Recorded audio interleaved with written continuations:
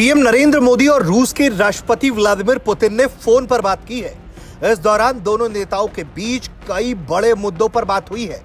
PM Narendra Modi ने social media x पर खुद इस बात की जानकारी दी कि अभी-अभी राष्ट्रपति पुतिन से बात हुई है। इस दौरान दोनों देशों के बीच कई खास प्लान भी तैयार हुए हैं।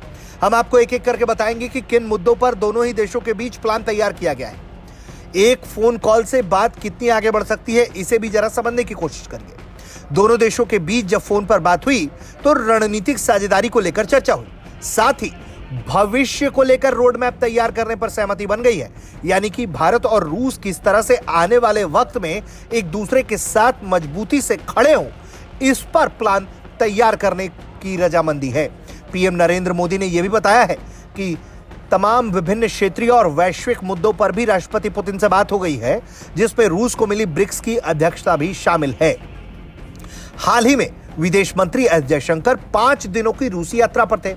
इस दौरान तमाम प्रोटोकॉल तोड़ते हुए पुतिन ने उनसे मुलाकात भी की थी। इस दौरान पुतिन ने पीएम नरेंद्र मोदी को रूस आने का न्योता दिया था।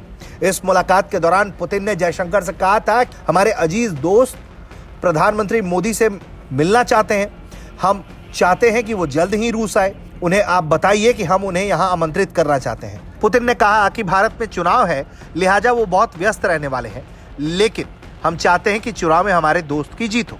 रूस के साथ भारत की नजदीकियां उस समय से ही मजबूत है जब वो सोवियत संघ हुआ करता था।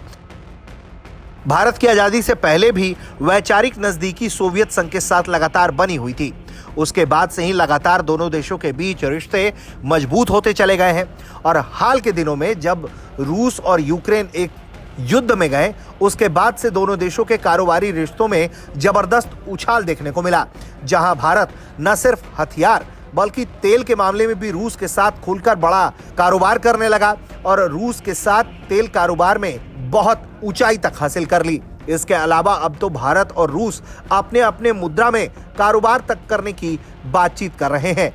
ऐसे में लगातार दोनों देशों के बीच बढ़ती नजदीकियां, पीएम नरेंद्र मोदी और राष्ट्रपति पुतिन के बीच की दोस्ती हर तरह से दोनों देशों के लिए काफी कारगर साबित होती हुई दिखाई दे रही है।